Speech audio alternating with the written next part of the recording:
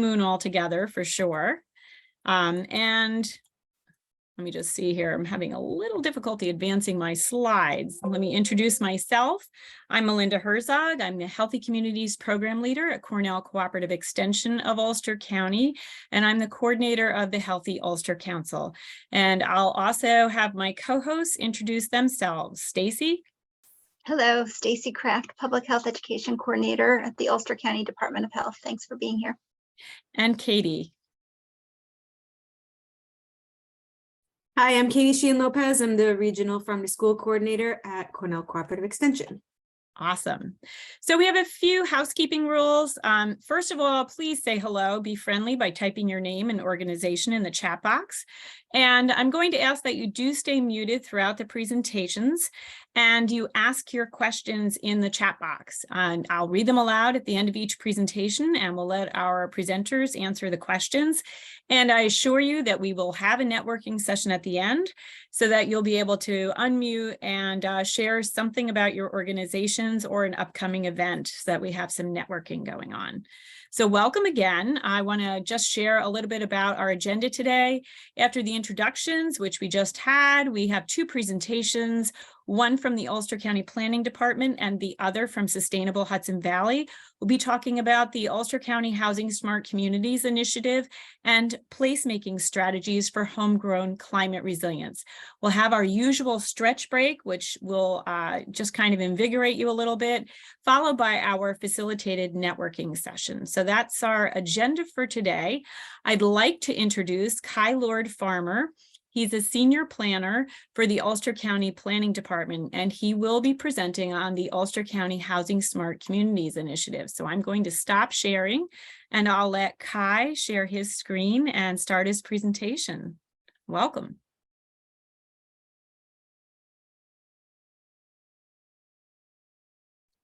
There we go. Okay, hi.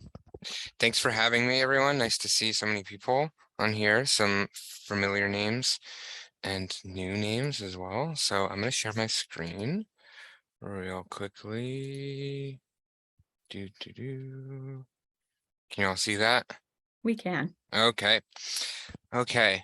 Yeah, so as Melinda mentioned, Kyler Farmer, senior planner for Ulster County Planning Department, and I am tasked with focusing almost primarily on workforce and affordable housing planning in our department. And kind of my big main task right now is preparing and launching and getting communities involved in the Ulster County Housing Smart Communities Initiative. I'll try to run through this presentation quickly. And are we doing questions now or at the end, Melinda, or we're doing them through the chat, right? Okay. So hopefully some of you or all of you have heard of the Climate Smart Communities Initiative, which is a state level program that is focusing on building capacity and technical support and resources for local municipalities around the state on climate issues. And so the county passed a housing action plan in 2021, and one of the strategies in there was to do essentially the same thing, but at the county level, and focus on housing rather than climate. So we've launched the Housing Smart Communities Initiative and models that Climate Smart Communities program in a lot of ways. So it's essentially a certification and capacity building program where we provide guidance, technical support, and incentives, financial incentives, as well as trainings and other things to all the municipalities in Ulster County that are working on helping address our ever-growing housing crisis. So essentially, how does it work? A community joins the program by passing a resolution at the municipal level through their elected officials, and then you're officially part of the program, you're a bronze level certified community, and then you can begin working with us through a kind of like appointed coordinator to work through some of the housing smart actions. So we've got 12 so far. There'll probably be more in the future. And then once you join the program, you get incentives and then access to more funding, hopefully much more in the future to work on housing issues. And then we've got a program website where the public in general, but also all the municipalities can go to learn more about the program. So as I mentioned, we have a housing action plan that was passed in 2021.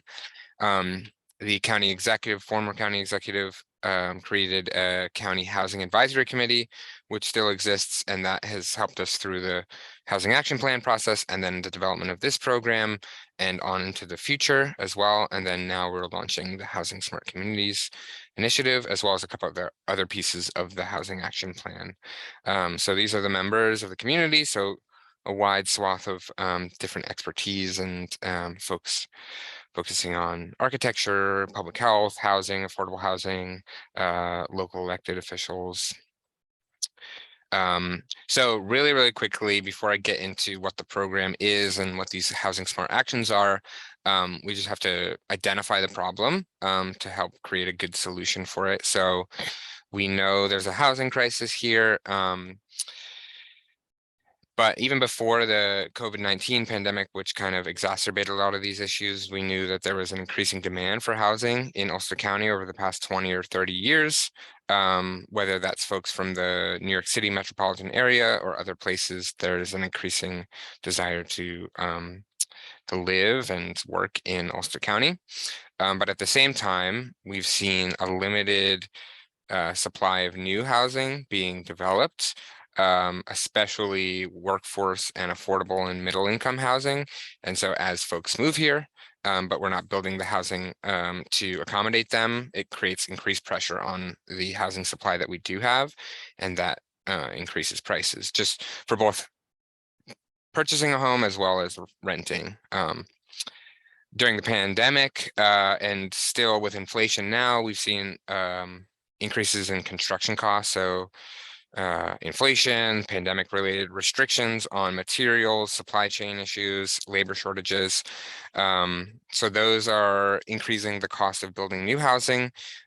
Short-term rentals and vacation homes have also essentially limited the amount of housing stock we do have for long-term rentals. So we should be building more housing, but at the same time, we're actually reducing that housing stock in some places through short-term rentals that otherwise would be for sale or for rent for long-term residents. We also know that in the past, there's limited community support for new housing in a lot of cases. So if there's a lack of community support and understanding for why we need to build more workforce and affordable housing, when projects do come along in communities, they usually get opposed by community members. Maybe it's not a large group of community members, but they're very vocal, and they can sometimes stop projects from happening altogether, which doesn't help with our affordability or housing issues. And then there's also development uncertainty. So sometimes the process of building new housing, whether it's multifamily housing or even just a single family home, the process that you have to work through with the municipality can be confusing and delayed, especially if there's lots of approval processes. So that can create uncertainty and create delay in building new housing, which adds to the cost overall as well. So those are the things we've identified as contributing to our housing crisis. I think we all understand why housing matters, but just really quickly, we need housing costs that are affordable for everyone, because businesses, large and small, need employees, and we want them to be able to live in the communities that they work. So we need a good housing stock for a sustainable economy. Housing stability is obviously very important for families, especially low and moderate income families, creates better social and educational outcomes for children. There's a lot of public health and just individual health impacts from housing stress or poor housing quality. So that kind of ties into a lot of the work that you all do. So community costs and support go up if we don't have good housing. We spend more on mental health care. as well as services for the unhoused if we don't have a good housing stock. So by providing housing, we can actually bring those costs down, which always end up costing more than if we just created permanent housing for everyone. And then community diversity. So we know that to create communities that are diverse, we need housing equity and a diversity of class, race, gender, and abilities within our communities. And that's a benefit to all of us because it drives creativity and innovation for everyone. So those are kind of these soft benefits that we need to recognize as well. Just a couple more facts that are important to recognize. These are a couple years old too, because there's always like a little lag on data. But average rent for a 1 and 2 bedroom apartment has increased 40% over the past 10 years, while at the same time wages have remained stagnant or actually declined in some places. So that's essentially what the housing crisis is. We've a larger and larger proportion of people's income every month is going towards housing. So approximately 12% of owners and 29% of renters spend more than half of their monthly income on housing costs, and that's what we call severely cost burdened households. And then at the same time, over the past 8 years, housing sale prices have increased almost 50%. And so that's pushing a lot of households out of reach of purchasing a home for the first time. Just a quick fact here, the #1 wealth building tool in America is home ownership. And so when folks aren't able to buy a home, you're limiting them to essentially the #1 way that they can build wealth, intergenerational wealth, passing from parents to children. So it's a really important issue. We have been building some housing, but essentially it's the wrong type of housing. So there's a mismatch between the housing we need and the housing that's getting built. From 2015 to 2020, the average new home size was 2,245 square feet, and the median sale price was $425,000, which is much larger and much more expensive than the average Ulster County resident can afford. So that's where we are at. I think everyone knows and feels this every day that we're in a housing crisis, but it's important to back that up with numbers. So this is kind of how you join the program. I mentioned this, you pass a resolution at the local level. You designate a Housing Smart Communities coordinator, which is just essentially a liaison. It doesn't have to be local government staff. It can be a volunteer to be a liaison between that town and community and the county to work through these things. If there's a housing committee already formed in your community, you can assign them to be a housing task force or create a new one if you don't have one. And then through the website, you just register that you've taken these steps, and then you join the program, and then we can help you out. So I mentioned these as well, but we provide technical planning support, templates and planning resources, model regulations, so all these types of things that maybe the town or a community wants to do but doesn't have capacity to do. We're here to support you in doing those things. We're going to be providing training and education in the future on more specific housing related topics. And then we are also working on bringing on kind of like a bench of different consultants, from kind of like design consultants all the way to legal services, to help all the municipalities that do join. If they've got a specific kind of strategy that they want to work on, we've got consultants to help you with that as well. So that's kind of the incentives, and then there's more to come in the future based on what we're hearing from the communities and what they need. So these are the Housing Smart actions. Melinda, how am I doing on time? You're okay. I think, Okay. yeah, I think you've got like about 5 minutes left for your Okay. presentation. Perfect. Thank you. So yeah, I'll run quickly through these. We do have a website, so you can look in a lot more detail on the website about all of these actions and some of the resources we have. I'll put that in the chat. But really quickly, the first one is once you join, doing a community outreach and education campaign. We need to make sure the elected officials, as well as the general public, understand why housing is important. So we do that outreach to get your feedback and also educate you on how to do it. I'll mention all of these are optional choices, so it's kind of a choose your own adventure, and you get different points for different actions that you take, and then your certification level increases based on how many actions you've taken. So we're encouraging everyone to create a housing action plan as a way to kind of create a roadmap for what you're going to do in the future, kind of like a climate action plan, if you've heard of that, but for housing specifically. Another option is adopting short-term rental regulations to make sure there's a balance between protecting long-term rentals in your community, but then potentially allowing for some short-term rentals. We know tourism is a really important part of our economy as well, so we want to find that balance.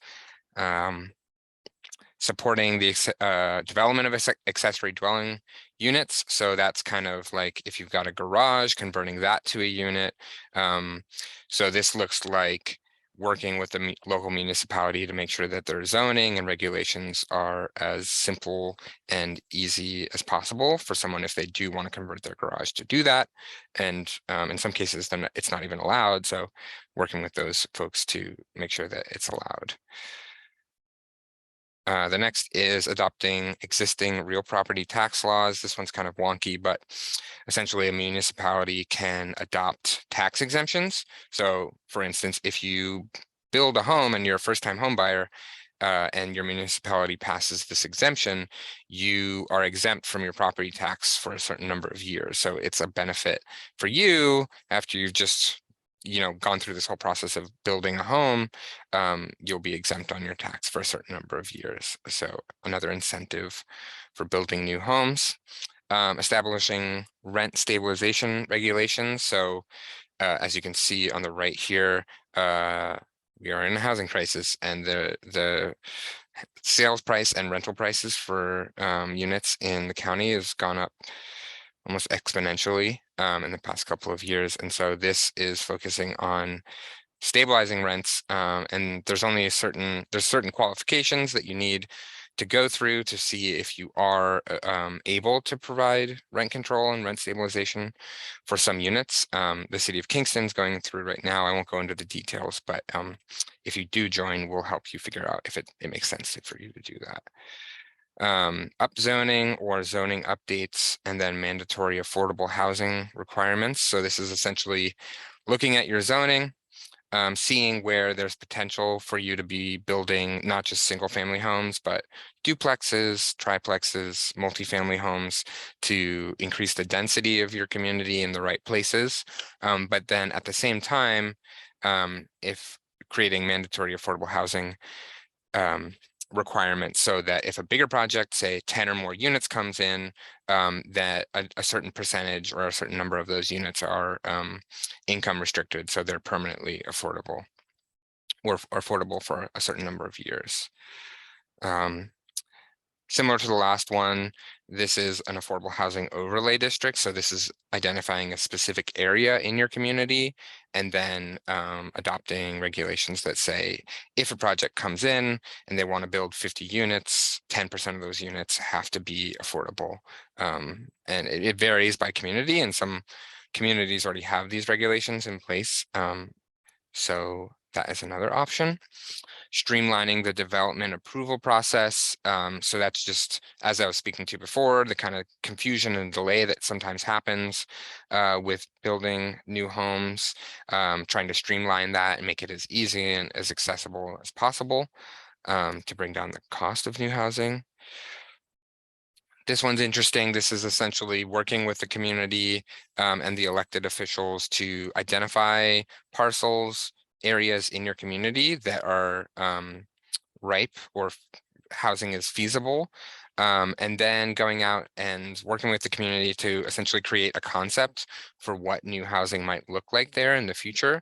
And then you're getting buy-in from the community about what new housing should look like. So when a project does come along, they can use one of these sites that are vacant, and then there's community support for those projects because essentially they've designed it with you.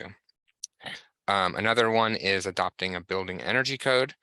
So this helps a lot with public health, reducing energy costs, utility costs for homeowners. And the state has some guidance on how to do that, which we can help you with. Establishing or joining a rehab program. So that's essentially identifying the foreclosed properties or ones that are homes that are in need of rehab, and then getting access to funding and contractors to help rehab those homes and put families back in those homes. And then this last one is kind of like a catch-all, create innovative housing solutions. So this is essentially anything that we haven't included in this list of things, but your community is working on. We want to give you points for that as well. So these are things like developing a community land trust. If you've heard of that, I can go into more details.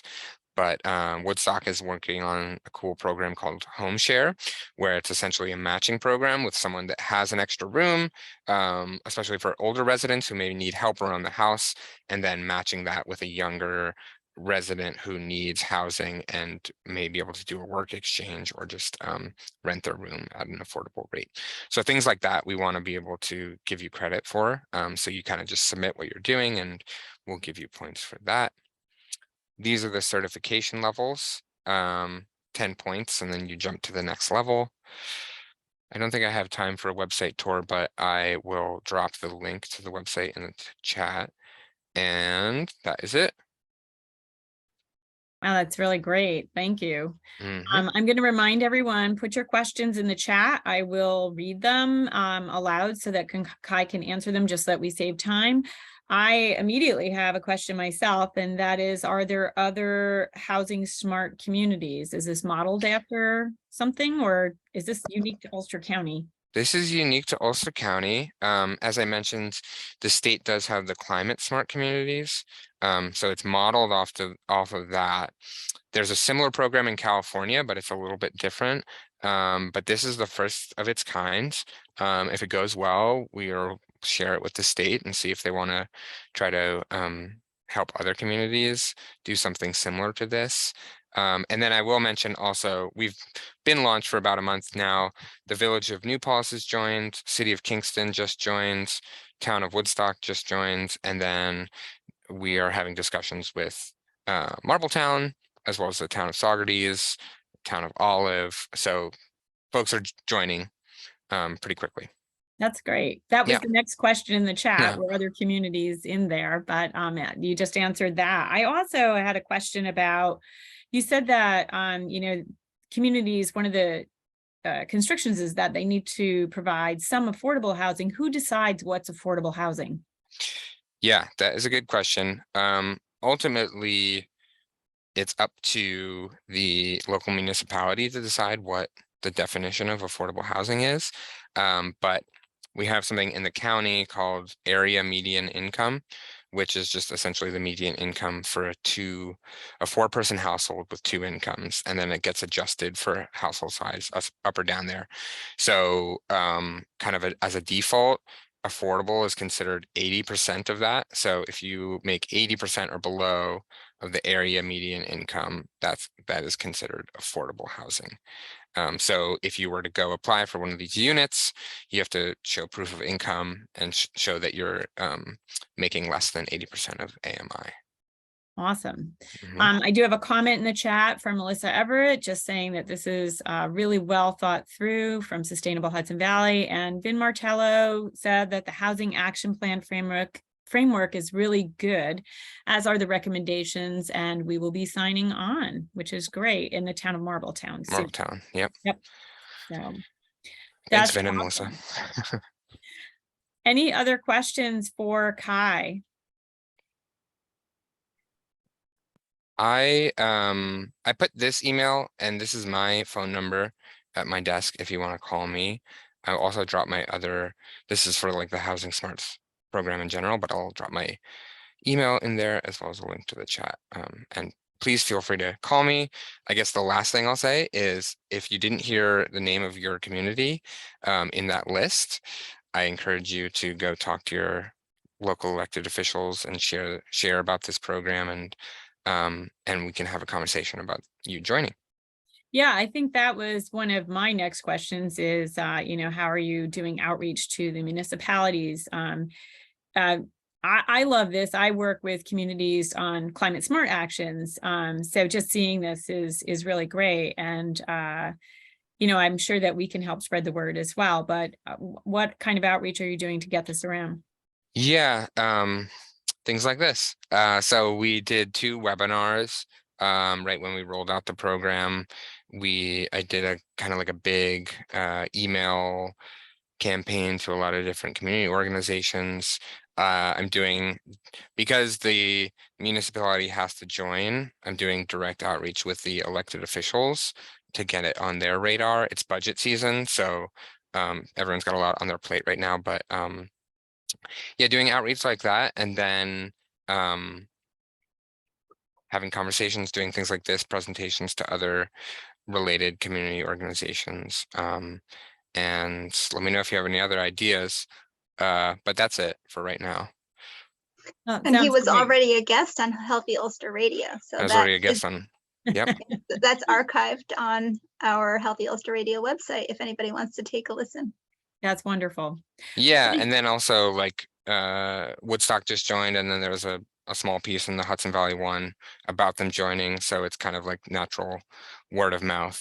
When people join, there's press, and then others join. So Oh, that's great. I think Yeah. this is wonderful. And I think our next presentation that we follow up with is going to be synchronistic. It should be great. So thank you so much, Kai. I really appreciate your presentation. And we're going to move on to the next presentation. Let me just share my screen, move us forward. And we're going to welcome now Cynthia Nikitin from Sustainable Hudson Valley, who's going to be speaking with us on placemaking strategies for homegrown climate resilience. And Cynthia, I'll let you share your screen. Okay. There we go. Can everyone see this? Absolutely. Yes. Very good. All right. Greetings, everyone. Thank you to Melinda and Katie and Stacy and their team for inviting me to speak to you all today. I've worked for the past 30 years to create great public spaces in cities and towns around the world in collaboration with the people who live there. I was a senior vice president with Project for Public Spaces for the majority of my career, and then relocated here to the Hudson Valley full-time 5 years ago. And I've been working with Sustainable Hudson Valley and Can Landscape Design, sort of on bringing these ideas of place and sustainability and resilience to bear in towns in this region. So when we're talking about homegrown resilience, really at the core of it is this notion of social resilience and social cohesion. And, we have anecdotal stories and we have factual, documentation that communities that have stronger social networks are more resilient, respond better to disaster, withstand disaster better, and bounce back. But the flip side is that also communities that endure these ongoing daily stressors with poor air quality, poor water quality, lack of access to food, are less resilient. Not that they don't have social cohesion and networks, but they kind of start out, in a disadvantaged position. So these communities are the ones that we really need to sort of focus on bringing these kind of strategies together to help them sort of create a better baseline to operate from, so they are able to withstand and resist and bounce back from any kind of physical or natural disaster. So like if we have homegrown climate resilience and social resilience, like what do we look at? What are we seeing? We're seeing a commonality of a vision in terms of where people want their community to grow, where they want it to be in the future. There's access to healthcare. People are able to sort of problem solve and collaborate to problem solve sort of collectively. There's good communication channels where people can, communicate with whoever they need to, whoever's vulnerable. People understand what's going on in their community. The sense of personal agency and self-determination is really key, that people feel that they have a role to play, that they feel empowered to actually make changes to or improve their living situations and the built environment in which they live. Partnerships and collaboration is absolutely vital. And people have equitable access to information, services, technology, and employment. So this is sort of the end game where we're trying to kind of get to. Here's an example of an organization that is moving communities in Vermont in that direction. These community resilience organizations, they're local teams. They engage residents and town leaders in climate adaptation, disaster preparedness, and hazard mitigation. And it's all through that process, they strengthen local collaboration and social cohesion. They break down these silos. We all exist in silos. All of our municipalities, government agencies are in silos. So these CROs bring together stakeholders involved in resistance, hazard mitigation, emergency management, conservation, social services, and government. They share resources, provide technical assistance and capacity building, and they help fundraise and have training to create these other sort of micro community resilience organizations across the state. So this is sort of one idea of sort of micro collaborations and partnerships, but spread out over a larger area. So again, it's homegrown resilience that sort of then radiates outward. But there are other ways of doing this as well. The wonderful repair cafes that we have here in the Mid-Hudson Valley, you know, not only do they teach people how to repair stuff, and you get to know all your neighbors who know how to repair stuff, which is always a good thing. But we keep material out of the waste stream. You know, we do more recycling. These happen in libraries and public spaces that can become these sort of resilience hubs. So what looks like kids taking apart stuff on the surface, there's many, many, many layers underneath of that, of how these kinds of activities have broader ranging benefits. The local currency that we have, the Hudson Valley Current, you know, that incentivize local trade, municipal assistance, keeps local dollars circulating locally. It's really marvelous. And I don't think there's very many of these. And I'll recommend that you all kind of become part of this, or patronize businesses that are part of this. Kind of this regenerative economic system also helps build self-reliance and homegrown resilience.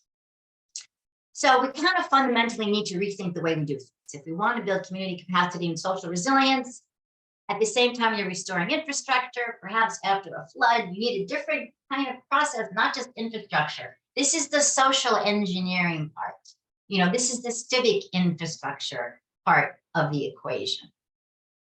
And why do we need this? It's because no one sees the big picture. This is the silos I was talking about. Depending on where you are standing next to this elephant, you will interpret this creature in your own way, and you will come up with solutions or designs or a program or a plan based on how you perceive your piece of the elephant. So this kind of more holistic way of viewing communities helps us come up with more reliable solutions. And this is a great organization, Resilient DC, you know, that talks about, you know, populations that are not represented in the planning process or included in the consideration for emergency management or post-incident services.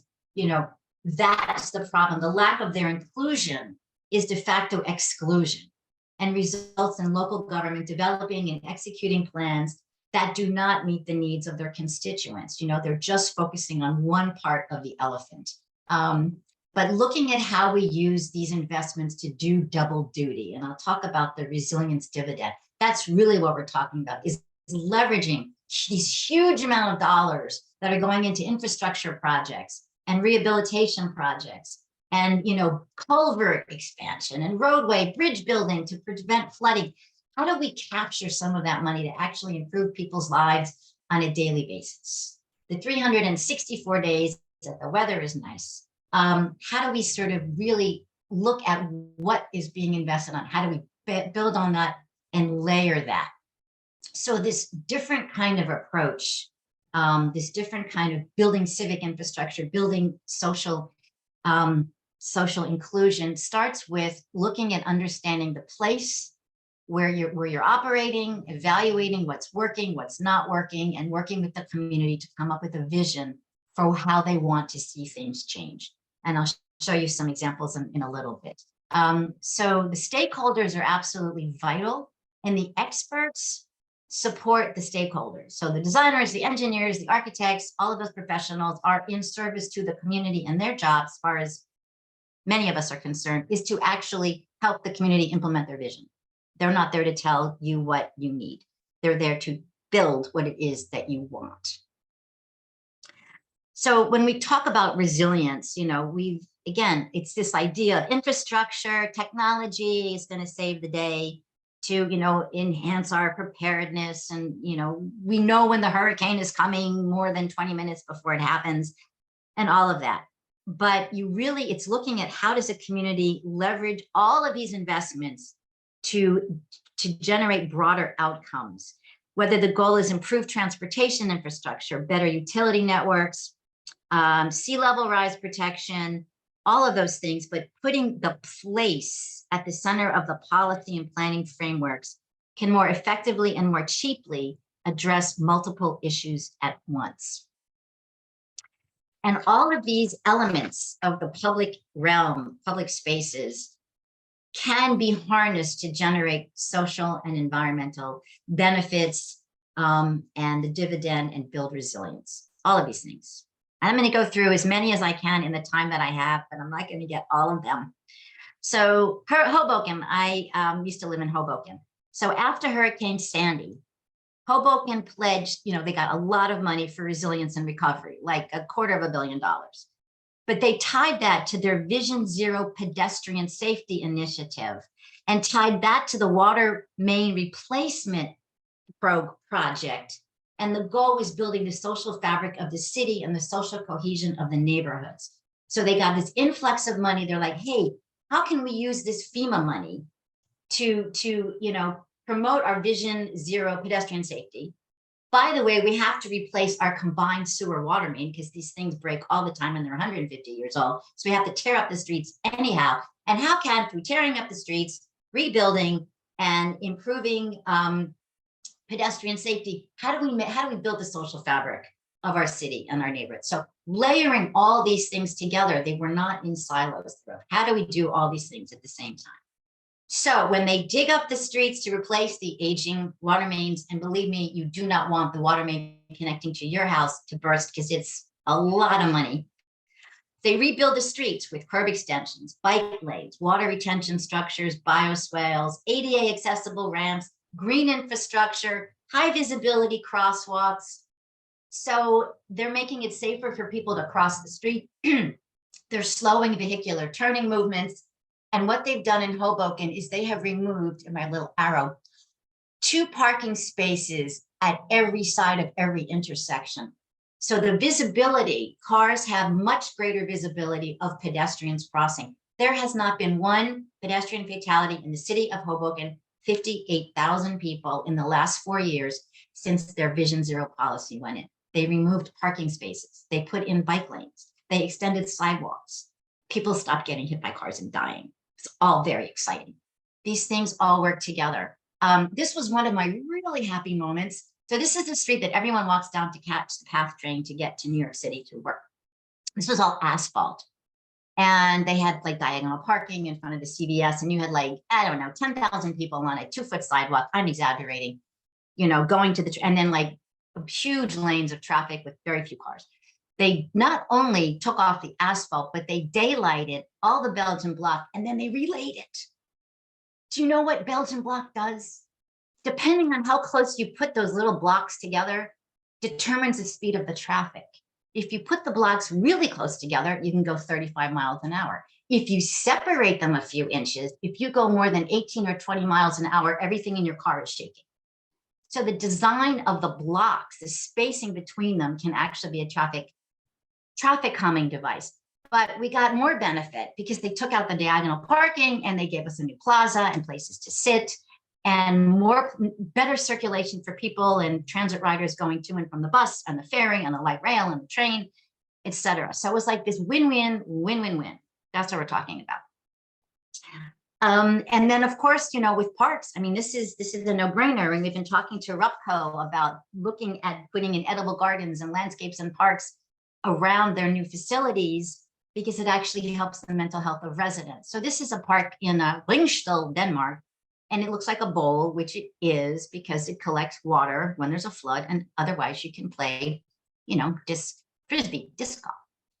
Obviously we know about these parks and gardens, but even a small one, with pollinators, just even if it's between two buildings in a vacant lot and it absorbs storm water, reduces asphalt and birds, it can really be a visual respite. It really can sort of be an uplifting space in an urban environment. Another project in Hoboken. So this is where they get into the sexy infrastructure stuff. This park combines passive green space, flood mitigation. It is New Jersey's first resiliency park. It's 1 acre and it mitigates flooding in the southwestern neighborhood, which is a lot of public housing. It detains 200,000 gallons of stormwater water runoff through green infrastructure, rain gardens, porous pavers, and an underground detention system. But it also has recreational space, open lawn, a dog park, pop-up market, multi-level seating, and restrooms. And this is kind of what it looks like underneath. So while it is keeping 250,000 gallons, Hoboken is like 2 feet above sea level, not exaggerating. So to keep this neighborhood from flooding, all this great infrastructure, and on top of it is an amazing public space for a community that has very, very, very little green space around it and no public space to speak of. So, what's underneath is all the infrastructure. What's on top is it builds the civic infrastructure of the town. Vacant lots, here's an example in Baltimore, supporting local food sovereignty. And, and just looking at vacant lots as places for, growing fruit trees, providing people with access to fruit. The value of upgrading these public spaces cannot be underemphasized. So this is a project I worked on in Mexico City, supported by Southwest Airlines, which wanted to create great public spaces in all the cities where they flew, which is like 108 cities. Well, we did 18. So this was a park in a middle-class neighborhood in Mexico City, underutilized, underprogrammed. And when things are not programmed, when they're vacant, they're taken over by people that want to be in a space where no one is around, whether it's skateboarders, in some places, or it's people that have no permanent residence in other places. When you don't program a space, people will take it over for uses that are not as desirable. So the idea was, there's a lot of families, there's a lot of kids in this neighborhood. Let's create a family-friendly place, with cute furniture and a library, beanbag chairs, do a lot of kids and family programming. And so, this is what started to happen, which was great because it became a destination and an anchor in the neighborhood. And then lo and behold, there was an earthquake in 2017. This is where people in the community went during the disaster to get information, to find their family members, to sleep, to get water, to get food, to get electricity, because this was not a vacant, underutilized space. This place became the heart of their community. And when disaster hit, everyone knew where to go, so that all the emergency workers knew where to find people. People that were looking knew where to go. Like, everyone went here to get help, to share information. So the value of these spaces is really, it's not obvious, but it happens. Markets can also build community resilience, not just access to healthy food, but also small business, entrepreneur, startup kitchens, WBE, culinary startups. This is in Detroit, training and job creation. It's not just about getting the most beautiful heirloom tomato you can possibly imagine, but you can take that to another level where markets can become resilience hubs. They can be the place for the microgrid. They can be a place for the green roof. When the power goes down, the market has the electricity, as it does in a low-income neighborhood in Hartford, Connecticut. So it's all about taking all these things and layering them and kind of mushing them together and having them all happen in the same place. When we look at waterfronts, obviously restoring shoreline is good. But there's a community benefit of getting young people involved in understanding riparian ecology and access to the water and being able to touch the water and experience nature.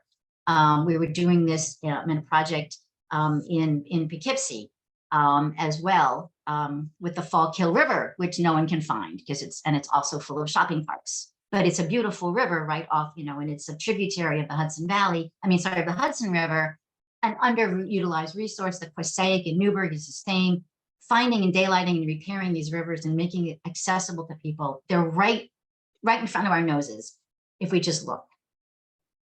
But churches can get involved. Hospitals can get involved in building social and climate resilience. This was a historic church in Newark, New Jersey. They decided to preserve it. Great heritage preservation. Love it. No building demolition, no materials added to the waste stream.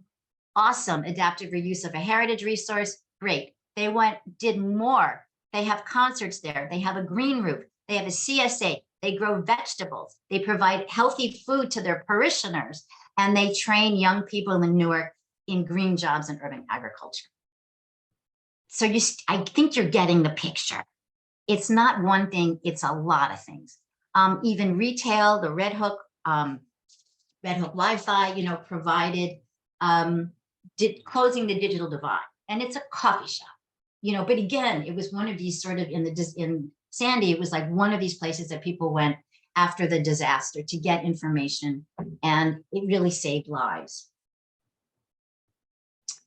In the residential area, green roofs, we talked a little bit about this, energy costs, reducing heat islands, all of these things sort of make our neighborhoods better. Even the smallest thing, if you've got a church or a hospital and you're redoing the parking lot, looking at porous pavement, that reduces runoff, but also provides a space, very easily programmable public space, greening a parking lot, managing water and temperature. And it's just they look nice. It's not about aesthetics. This is really about creating cooler environments. And then with city halls and government buildings, they have beekeeping on the rooftop of the city hall in Chicago and a green roof. And it provides a safe space for outdoor citizens, but it also creates a welcoming place for people to interface with their government. Who wants to go to city hall? It either means you've got a traffic ticket, you're doing court, you're late on your water bill. Like, it's not a happy place to go to city hall sometimes. But in this place, it's like a welcoming public space. We do pay for these buildings, by the way, with our tax dollars. So we need to get benefit. Back to Hoboken. So this again was part of the Hurricane Sandy rebuild by design money, gigantic water tanks collecting rainwater from the roof, which means that my apartment, which is 2 blocks away, doesn't flood as much. But created a teaching garden, created a native planting garden, and told people, what is a green wall?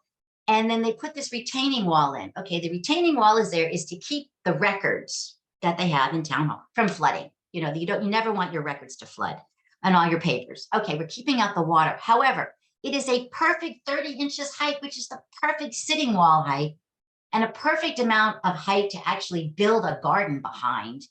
And now we have vegetable gardens and sit walls and gathering spaces where we didn't before. Yes, and it keeps the water out of the basement, So it's always doing double duty. And then in a local example, my friend, colleague Colleen Dute from Can Landscape Design, and I've been working with students from Onteora High School in Boyceville. We have vacant flood buyout land. We got 8 acres.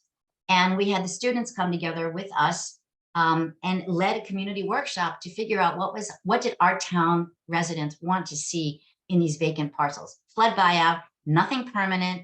We can do pavilions and bathrooms, but it floods, so it has to be movable. And this was sort of, taking these 4 lots and generating ideas for what were some resilient elements that we could add in that would actually help repair the ecosystems and prevent these areas from flooding and absorb water.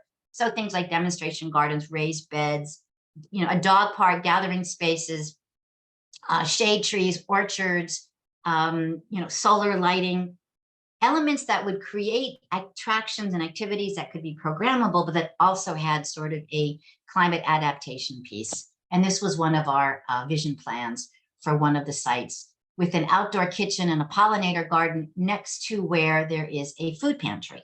So again, how do you co-locate these things together so that people that shop at the food pantry could conceivably have their own garden bed and grow their own fruits and vegetables to supplement what they were getting at the food pantry. And then there'd be a place to cook, and then there'd be a place to walk their dog, and then they could spend the afternoon and get to know their neighbors and feel part of a community. So in conclusion, resilient communities of the future, it's all about getting all of these fabulous partners and all these organizations and institutions that we are so lucky to have in all of our communities, and having them look at how they share resources and how they work together and how they use the public spaces, whether it's a parking lot or a park or a waterfront or a plaza or a market or a hospital or a university, to help create these sort of resilience hubs. So we need to strengthen community and social networks. We need to involve residents in planning for and making decisions about the future. Make sure that vulnerable populations are included. And if they're not coming to your meetings, go to where they are. We've been doing work with Emily Flynn in the Department of Health and Wellness on our Broadway Prince plan for revitalizing these 2 vacant sites next to the YMCA. We've been to the Bubble Laundromat. We've been to the Forsyth Nature Sanctuary. I played bingo with the elders. You go to where people are to get the input. Make sure that you build equity into every decision, figure out who may benefit and what may be the unintentional consequences on people that you never thought of. Collaboration has to be inescapable. You cannot get around it. Partnerships are absolutely vital. And then don't start with the hardest project. Look at what's already happening. What's the low-hanging fruit? What can you add on? What can you layer? How can you make things better? So there is a publication that Melissa Everett and I published last year, Resilient Places, Putting Communities First, which is a lot of case studies, in addition to the ones that I just shared, looking at transportation, waste management, urban agriculture, public art, environmental justice, kind of putting these things together. And we are hoping to roll out some trainings to anyone who wants them, local municipalities, nonprofit organizations, to create sort of leadership for implementing these kinds of placemaking and resilience types of visions. And if you want more information, you can contact Melissa at everett@sustainhv.org. We're just kind of putting this together now, but it's to get people sort of engaged in like learning about the models and best practices about tying together resilience, quality of life, public health, and social justice. And with that, I say thank you for your time and attention. Thank you, Cynthia. That was a really amazing presentation. Love the community collaboration, really using stakeholders to kind of, have all their input on the designs. I think that just, thinking of placemaking for climate resilience really, and our housing, the climate smart housing presentation, both of these programs really have such an impact on health and wellness in a community, really check off so many boxes in the social determinants of health, and they're just so important. Looking to see if anybody has any questions or comments for Cynthia. Remember, you can put them in the chat and we'll just get them out there. Just really was very impressed with this. And Cynthia, you shared that you were working with Boyceville and the city of Kingston. What other communities are you working with in Ulster County? Those are the two. We did Can Landscape, Colleen Dute, and I did a workshop in Rhinebeck with the village of Rhinebeck and a group of 13-year-olds. They're doing a comp plan in Rhinebeck. We're doing a comp plan in Olive. In Rhinebeck, they have a youth voices piece. Because if we're doing a comp plan that's going to be in place for 20 years, you need to get the 13-year-olds at the table because they're going to be 33 by the time they have to do it again and they'll be in charge. So always working with youth, always working with high school students, young people. And this youth group in Rhinebeck, through this process, we were just there for a day. We walked around, the village, it's so cute, etc. Except if you're walking to school, where there are no sidewalks, there are no crosswalks, there are no street lights when you get out of soccer practice or basketball at 4:30 in November, and very strange traffic configurations and lights that are, anyway, the wrong road has the right of way. Anyway, it was unsafe. So the kids got together with the support of village leaders and the police, and they did a tactical urbanism project, and they did chalk painting of a crosswalk with butterflies and pumpkins and maple leaves. And it was a big deal to bring attention to the fact that these kids can't get across the street, safe routes to school, etc. So these discoveries happen when you're in a place and you're working with the people that live there, and young people, the youth, they see it all. They get things right away. Things that adults, we sort of forget how to look at stuff as we get older. So I'm open for business. I would love to work in more communities, and my colleague Karine is working in a lot of other places. So yeah, I'm here in Boyceville in the town of Olive, and I manage the Emile Brunel Studio and Sculpture Garden, shameless advertisement, which are the concrete totem poles and statues that no doubt you have seen on Route 28 near Frenelone. That's my property. And it's a nonprofit now, and we're open daily from 1 to 5. And if you have a programming idea, let us know, and you're welcome to visit anytime. Well, thank you. I want to say that we have a couple of comments in the chat. One is from Melissa Everett saying that the application will be up on the website by early next week. The other came directly to me from Christine Noble, just saying that's a very informative presentation, and thanking you for that. And I see that the website is now in the chat. So thank you very much. And thank you again for your presentation. It was really great. It's always very inspiring for us to really think outside of the box when it comes to all of the determinants of health. So I think that was really awesome.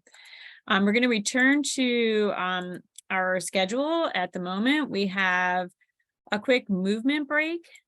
So really, we're just going to stay in our seats for this and just kind of, sit up tall and take a deep breath and raise your arms up. I can touch together. Don't do anything that hurts. You can spread your fingertips up toward the sky. Take a deep breath in, and as you exhale, bring your hands down. We're going to do this one more time. Raise your arms up, clasp your fingers together, raise your palms toward the ceiling, take a deep breath, and lower your arms. And just kind of move a little bit, shake yourself out, give yourself a chance to kind of get out of that seated position and move a little. I think we get locked there sometimes. So we're going to move on very quickly. Remind everyone that we have a Healthy Ulster Google group where we do communicate with one another, and you'll get announcements from different organizations, and you can use the Healthy Ulster Google group to share information on your programs. If you are not already a member, email me, and my email address is here at the bottom. I'll also be shared at the end of this presentation, so if you miss it, it will come again. So you'll have that, and I'll be sending out an email to everyone in the Google group this week so that you'll have other opportunities to share that. Want to talk a little bit about collective action. We have always done a collective action project every year. This year, we'll be working on a collective action project just on the sharing vaccine outreach on our organization's social media website. We did this, I believe, last year, just to get the information out on getting a COVID vaccine. This year, we're going to also get information out in our social media for World Pneumonia Day, and also updating your COVID-19 boosters, especially prior to the holidays, and also your flu vaccine. So we're going to work together to do this. And the way that we can do this really easily is through the Healthy Ulster Google group. I will be sharing information and links so that you can easily share it to your social media, whether, if you notice, it's in LinkedIn, Facebook, Instagram, or Twitter. And all of these links are actually going to lead you to a post that Cornell Cooperative Extension has already put this up. So you have the option to share it directly from Cornell Cooperative Extension, or to actually take the text and the images, which I will send to you through the Google group, and you can create your own post. These have all been provided by the Ulster County Department of Health, and this is their initiative to get this information out, because we want to see as many people as possible get their COVID-19 booster before the holidays, get it this fall. And also World Pneumonia Day is coming up November 12th. So you'd want to also get that out immediately. It's already the 10th. So I'll be sending this out immediately after the meeting. So if you can share that, and for the upcoming Pneumonia Day. And again, fighting the flu, making sure this year that people get their flu shots. All of you have lots of clients and followers on your social media networks, and we can really help get this information out if you also share it. And Katie, if you could just share how easy, when you go to one of the links for where it's already posted on Cornell Cooperative Extension, so that you don't actually have to create the post yourself. You can just share it from our site, but you can also create it yourself.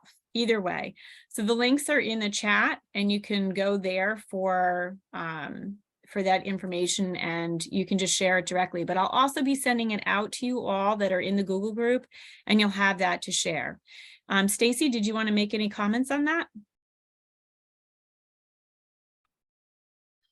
No, it looks good. Is this the point where I was going to do a quick update on seasonal circulation of respiratory viruses? Yeah, so I'll just take us a little bit further All right. into the So I'm just going to share presentation. my screen. Yeah, so Stacy's not only going to share about RSV, but she's also going to be sharing a little bit about Healthy Ulster Radio. So I'll let you do both, and I'll let you share. Go for it. Okay. So thank you so much. And we do host Healthy Ulster Radio here.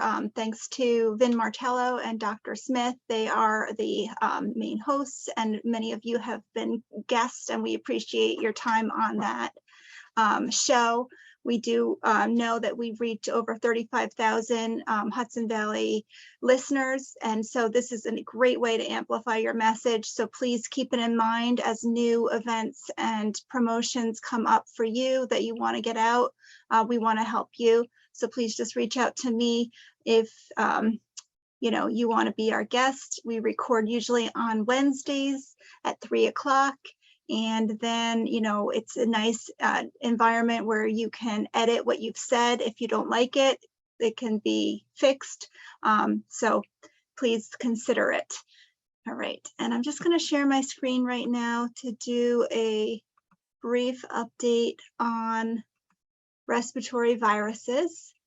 And can I have a thumbs up if you see that, Melinda? Okay, very good. So just going to also, okay, there we go. Okay, so basically the Centers for Disease Control and Prevention have issued a HAN, which is a health advisory alert about early and elevated respiratory disease incidents caused by multiple viruses occurring, especially among children, and placing a strain on healthcare systems. So I'm sure you've seen it in the news about RSV. This is affecting mainly infants and young children, but it can also be a high risk and severe for older adults. You can get these publications off of the CDC website and make them available to people in your networks. And we know that many respiratory viruses with similar clinical presentations circulate year-round in the United States and at higher levels in the fall and winter. In the past 2 years, respiratory disease activity has been dominated by SARS-CoV-2, and seasonal circulation of other respiratory viruses has typically been lower in previous pre-COVID pandemic years, but currently we're experiencing a surge and co-circulation of respiratory viruses other than COVID. CDC is tracking the levels of the respiratory syncytial virus, RSV, influenza, and other viruses that are higher than usual for this time of year, especially among children, though we know that these levels of RV and EV have plateaued in recent weeks. We see SARS continuing to circulate in the United States. And so we want to know that people have the tools to stay healthy, and the vaccines are our best protection. So we are letting you know about some of these flyers that you can share in your work sites and post them on the walls. We get these alerts. The website is from the Communicable Disease Division in New York State Department of Health, but they are, alerting us that in Ulster County, we are seeing 5, well, this is an older slide from the end of October 29th, 2022, but you can see here that it is widespread in all of New York State and on the rise in Ulster County. Unfortunately, the flu is affecting the younger populations, as shown on this circle graph, where a huge majority of the flu is affecting the 0 to 17-year-olds right now. This May I is just add also that statewide. RSV is in Ulster County. We actually have a daycare center that has been that is now closed because a great number of their children have come down with RSV, and we have currently 3 infants who are hospitalized in Ulster County with it. So it is very serious, something to be aware of, and to. Yeah, so this is a common virus, but many times kids have gotten it before 2 years old. It's just definitely something we're watching. And we want people to basically practice the prevention actions, like covering coughs and sneezes, staying away from people who are sick, using frequent hand washing. You can wear a well-fitted mask in high-risk environments where you're close together to reduce the spread of respiratory viruses. And then remember that there are prescription antiviral drugs that can be used to treat things like the flu and COVID. Unfortunately, with RSV, it's symptoms management. But with flu and COVID, there's preventative where we can get the vaccines, and then there's antivirals. So you can talk to your doctor further about that. And just wanted to bring your attention to the wonderful posters that you can use throughout your work site. These are available on the CDC's site. Make sure people know the difference between COVID and flu. There is good posters on that. And we want people to know where they can go to get the vaccines. So we still offer at the former Best Buy location our clinics on Saturdays. And you can find out about registering for your updated booster bivalent shot. We have most of the versions from Pfizer to Moderna.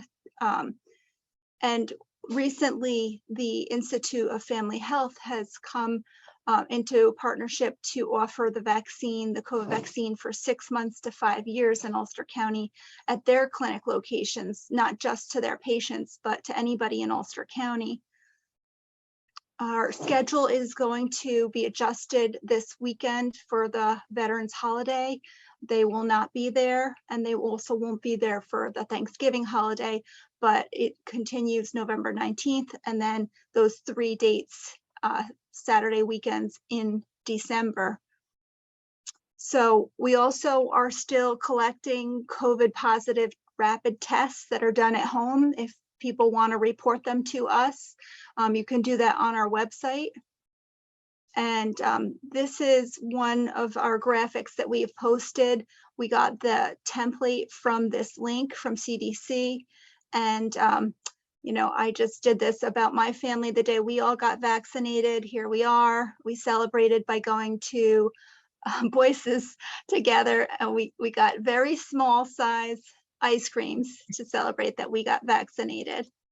But we do want people to stay protected this season so that they don't have to miss work or school.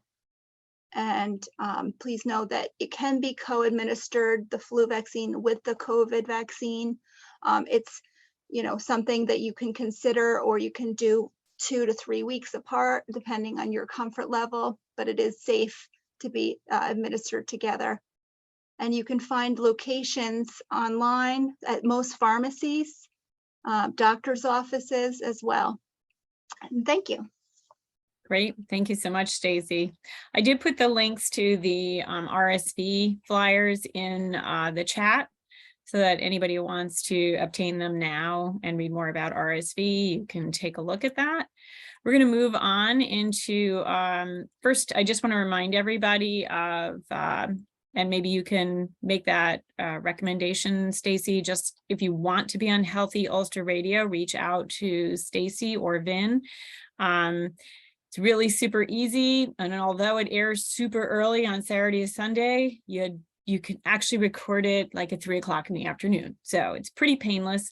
So if you want to be on Healthy Ulster Radio, reach out to them. And we want to go into networking where you have a chance to talk and share about your organization's upcoming program or event. Just going to run over the ground rules really quickly. Make sure that once I call you, you state your name and organization, briefly share about an upcoming event or program that you'd like everyone to know about, and focus on the event or the program rather than your organization itself. And remember, you can also share more details such as your website or program dates in the chat. So we're just going to go around. This is a good time to put your camera on so we can see who you are and kind of learn everybody's faces. It is a Zoom meeting, so we're not in the room physically together, but to be able to see what each other looks like and put that name to a face is really great. So I'm just going to start with Christine Noble. Would you like to share a little bit about OFA? Anything going on there?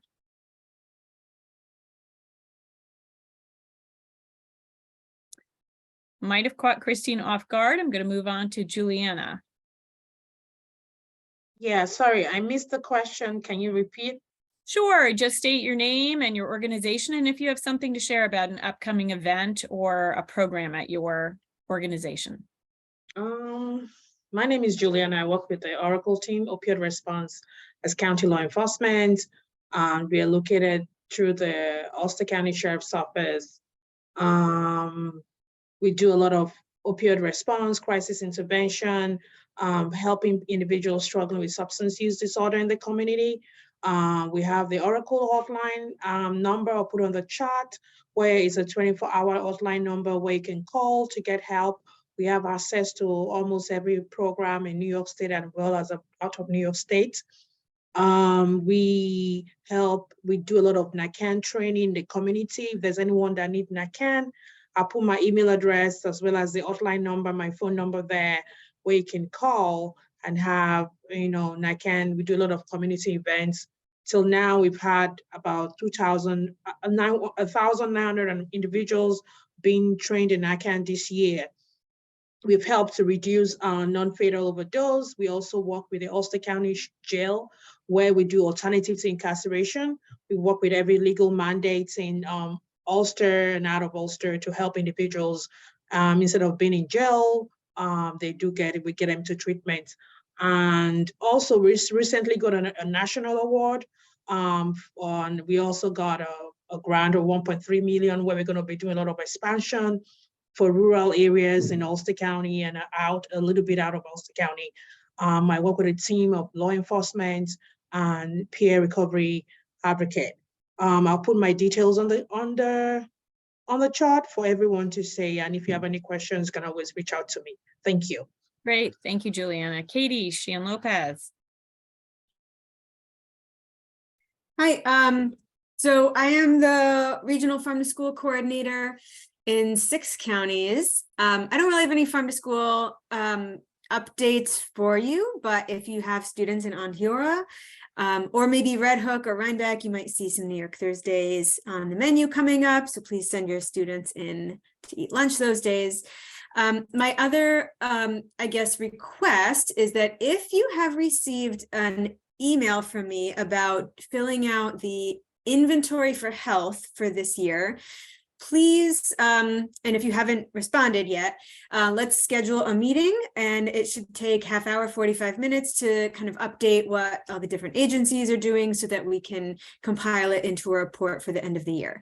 So if you see that request from me, I'm happy to explain more about what it is, and I would love to schedule a Zoom meeting with you in the next 3 to 4 weeks, preferably. Thanks. Great. Thank you so much. Jessica. Hi, sorry, my camera's saying it's not detected, so I don't know why it's not turning on, but I'm Jessica Kennedy. I'm with TFAC Tobacco Free Action Communities of Ulster, Dutchess, Sullivan. It's a long one. I'm our youth engagement coordinator, and we do not have any activities or events coming up anytime soon, but we're always here to help anyone, you know, with tobacco-free policies. Awesome. Thank you. Jackie Martin. Hi, everyone. Oh, hold on. There we go. Hi, everyone. My name is Jackie Martin. I am finishing up my current contract with Communities for Local Power. We just wrapped up an 8-week training program, getting 21 adults into green building experience with a bunch of contractors in the area. So I am just here to share some upcoming events. Recently, the state announced that qualifying low-income residents will have their electric bill debt forgiven. Our group is putting together a series of online and in-person workshops with attorneys at PULP, Public Utility Law Project. The workshops will be focusing on determining eligibility and signing up attendees to get them enrolled in the Energy Access Program by December 31st. This will bring enrolled households debt forgiveness for their electric bills up until May 2022. Our events are Thursday, December 1st from 6 to 8 at the Kingston YMCA, Thursday, December 8th, 5 to 7 at the Newburgh Free Library, and online December 9th at 12. I can share all that information in the chat as well as our contact information. That's great. Thank you very much. Liam. Yeah, thank you for having me. Hi, sorry I'm late to the meeting. I'm doing a mentorship with Ms. Heen, and it's in urban planning. I'm just trying to see what I can do to help benefit my community and be as civically engaged as possible. So yes, yeah, pretty much all I have to say, but I'm just trying to get other resources for things I can check out. And she directed me to this, so. Great, well, welcome. Maria. Hi, I'm Maria Reidelbach. I'm working with Cornell Cooperative Extension, Ulster County, with Katie and Melinda on the Healthy Communities team. And we're having a cooking class on the 30th, a free cooking class that is supported by Ellenville Hospital, the Ellenville Rural Regional Healthcare Network. And this month it is about the secret supermarket. And so this is all about how supermarkets are designed to get you to buy things that you didn't intend to buy and to buy a lot more of it. So this is all the interesting things that they do that you don't notice, everything from lighting to aromas to the scale of things and position. And then afterwards, we're going to do a quick master recipe, how to make energy balls, which are those yummy nut and whole grain based. I don't know, I kind of think of them as adult candy bars. So it's a free class, it's only an hour, and if you want to sit in.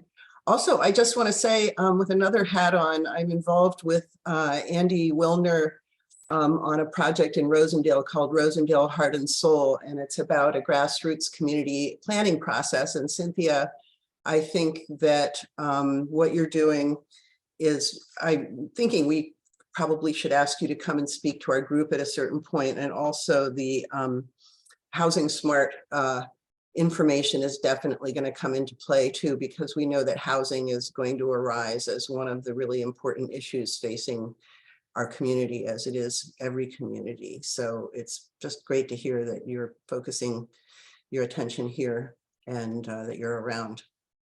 Well, thank you. And I'll put the link in the paste for my class. Awesome. Ben. I don't have anything to add right now. Thanks, Melissa. I mean, Melinda, sorry. That's okay. Christine, I'm not sure if you can hear me. we can hear you. Oh, good.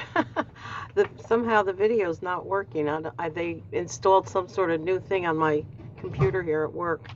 We're pretty much doing the mall walks and everything still, the congregate meals and lunch and learns here, Tai Chi classes, chair yoga. So you can go on the county website to the Office for the Aging to see all the upcoming things we're having. We're having holiday luncheon, sing along, those types of things.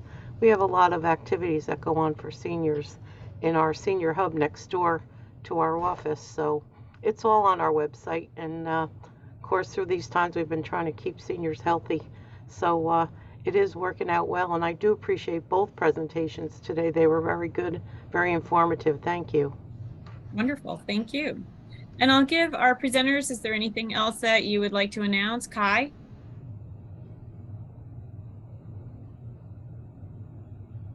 Not anything right now. I would say go check out the website for a Housing Smart Communities initiative, and in the future when we do have events, that's where they'll be located. Fantastic. And Cynthia, did you have anything else to add? Yeah, just that the Resilient Places training application will be online, as Melissa said, in a couple of weeks. We're looking to do that in January and February. We'll be doing a public meeting in Kingston in early mid-December, showing our conceptual plan ideas for the 2 vacant spaces at Broadway and Prince, where the Planet Wings used to be, and before that, the post office. We'll be doing that in mid-December. If you're a Kingston resident, Midtown resident, and you want to come, you can go to engagekingston.com and click on the Broadway Prince Landscape Plan to find out more about that community-based design initiative working with youth in Kingston. And of course, if you're ever on Route 28 and you're visiting the new zero carbon neutral Bread Alone, I'm walking distance. So please come and take a look at the statues, walk the land, see the art, feel the spirit. Thank you. Thank you. And Stacy, did you have any announcements to make beyond the vaccinations? No, thank you. Great. We're going to close out our meeting. We will have 2 before we complete it. We do have to do a meeting evaluation. They're pretty painless because it's really just a Google Jam, and I'll have Katie bring those up in a minute. The first one is really going to be using your square sticky note icon that my arrow is pointing to enter your thoughts on something new you learned today. And the second one will really be, what would you like to see at future Healthy Ulster meetings? And just to save time, because we're going to jump off and do that, I want to remind everybody that our upcoming meeting, we do meet bi-monthly, will be Thursday, January 12th, 2023. Can't believe it's almost here, from 2 to 3:30 p.m. And to visit healthyulstercounty.org for more information, and visit the Cornell Cooperative Extension Healthy Ulster Council site for Healthy Ulster Council meeting notes. So I'm going to stop sharing and let Katie bring up the Google